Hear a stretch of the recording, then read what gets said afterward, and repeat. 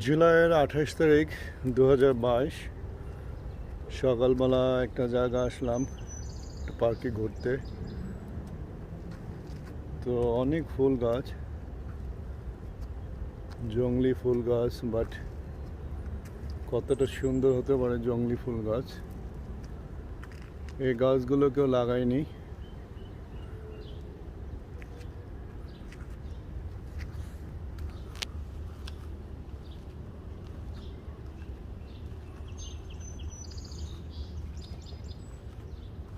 পাখি সুন্দর ডাকছে।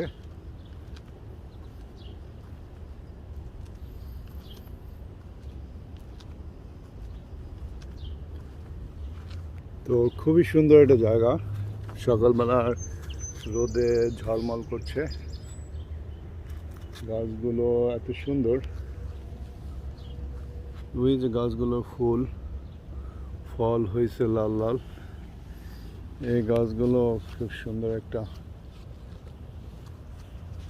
সৌন্দর্য ছড়াচ্ছে। তো দারুণ একটা সময়, গাছগুলো অনেক সুন্দর লাগছে। এটা অনেক গরম না, অনেক ঠান্ডা না, গাছে পাখি ডাকছে,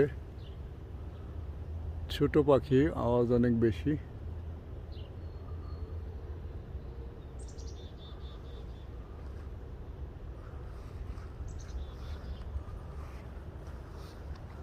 পুরো জায়গাটাই সুন্দর সাজানো।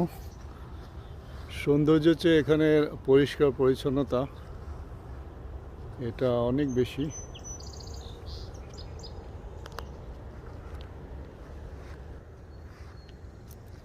এত পরিচ্ছন্ন করে এরা এই জায়গাগুলো রাখে যে দেখে একদম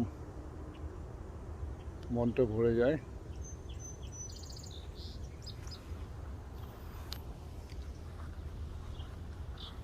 আসলে এই যে নেচারের সাথে সময় কাটানো, এটার অভ্যাস আমার ছোটকাল থেকে। যখন যে অবস্থায় থাকি, নেচারে একটু কাছাকাছি আসার চেষ্টা আমার সবসময় ছিল। এখনও সেই চেষ্টাটা আমার ভিতরে আছে, বিধায় যখনই সময় পাই একটু ঘুরে আসি। এটা একটা গোলাপ ফুল গাছ,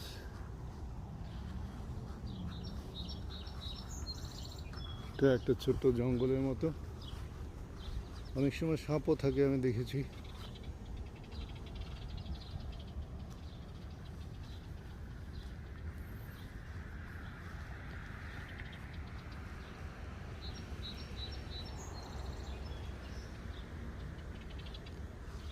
পাখি গাছে রয়েছে, ওই যে শব্দ করতেছে।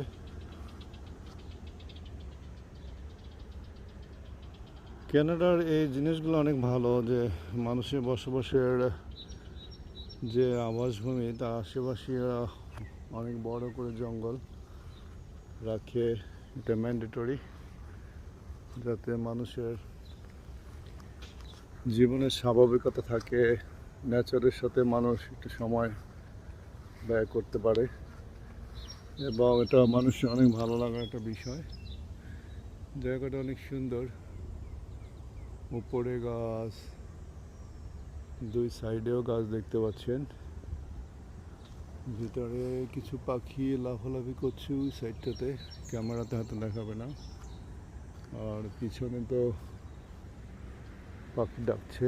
এই যে গোলাপ ফুলগুলো সাদা, ফুলগুলো ঝরে পড়ার উপক্রম।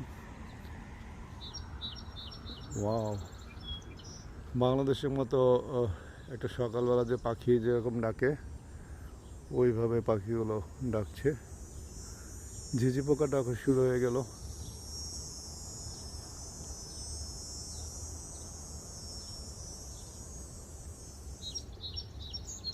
ওয়াও, ওই যে গাছে লাল একটা ছোট পাখি, ওই পাখিটা পাশে আর একটা পাখি, ওটাই বোধহয় ডাকছে। তো জায়গাটা অনেক ভালো লাগলো, ভাবলাম এটা মেমোরি করে রাখি আর এটা শেয়ার করি। তো অনেক একটা ভালো জায়গা। সকালবেলা ঘুরতে এসে আমার খুবই ভালো লাগছে।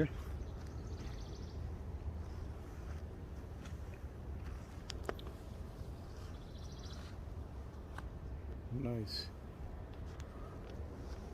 তো এরকম সুন্দর জায়গা পেলে আসলে আমি এটা ক্যামেরা বন্দি করে রাখি। এটা আমার অভ্যাস ছোটোকাল থেকে, যখন থেকে ক্যামেরা বা মোবাইল আমি পেয়েছি। তো ভালো লাগলো, আরও কিছু জায়গা আমি দেখাবো ইনশাল্লাহ। পাখির ডাক খুবই ভালো লাগে।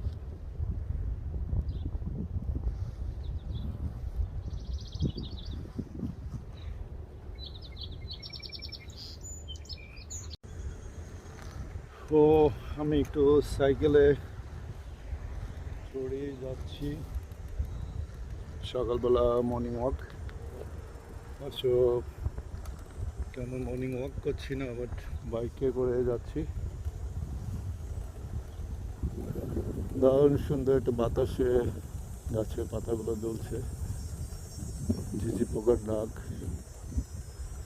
সকালে উঁচু পাখি গাছে,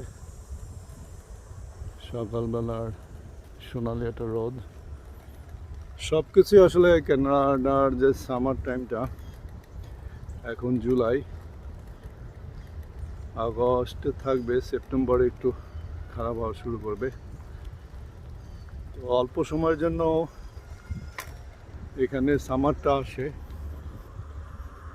বাংলাদেশের মতো গাছে গাছে পাখি থাকে, সবুজে সবুজে ভরে যায় চতুর্দিক। একটা কাঠবিড়াল লাফ দিয়ে এক গাছ থেকে আরেক গাছে চলে গেল। মানুষজন এখন ঘুমিয়ে আছে। তো সকালবেলা একটা বাইক নিয়ে বের হয়েছি কিছু কিছু জায়গা ঘোরার জন্য। তো এটা আমার নেইবারহুড, বাসার আশেপাশেই।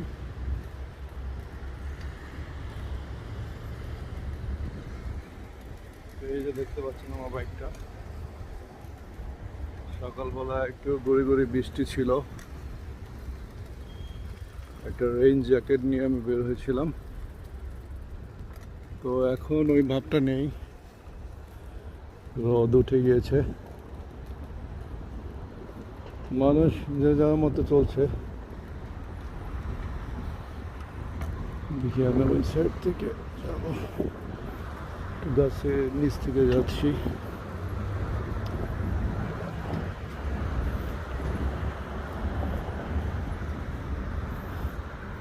তো এই হলো মর্নিংয়ের অবস্থা, 9:30।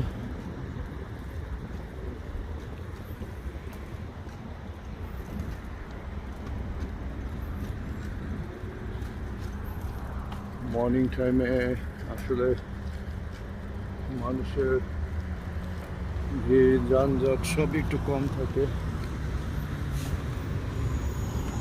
আমি দেখি রাস্তাটা পার হব,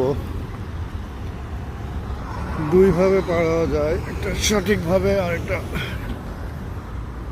একটু আইনের বাইরে থেকে। তো ভাবলাম সঠিকভাবে পার হই, তাহলে আমাকে যেতে হবে ওই সামনে যেখান থেকে রোড ক্রসিং হয়, ছোট ছোট জায়গা। এখানে বাংলাদেশের মতো কনস্ট্রাকশন হয় রোডের ভিতরে, বাট খুব সাজানো গোছানো।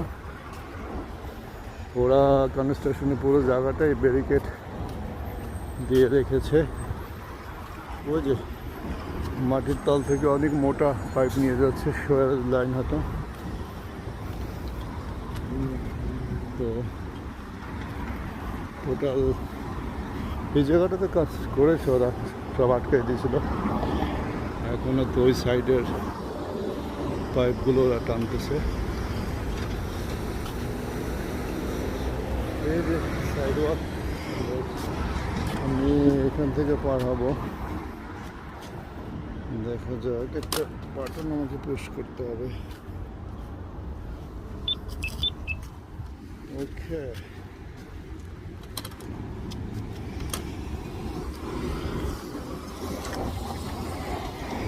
তো রোড ওরা পুরো ক্লোজ করে না, এক সাইডে ক্লোজ করে এখানে কাজগুলো ওরা করে, এই যে দুই সাইডে।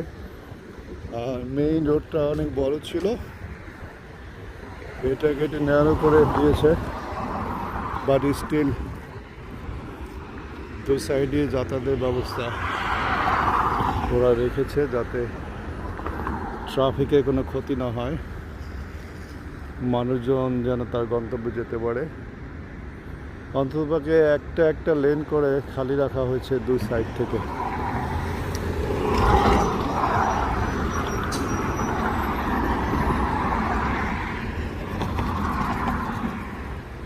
তো সিটি বাস চলে এসছে, সিটি বাস। এখানে সিটি বাসের যে টাইমগুলো, স্কেজুয়াল টাইম খুবই অ্যাকুরেট, কারণ ওদের ম্যানেজমেন্টটা এতই ভালো যে কোনো বাস ইচ্ছা করলে অতটা দেরি করতে পারে না। তো দেখা যাক।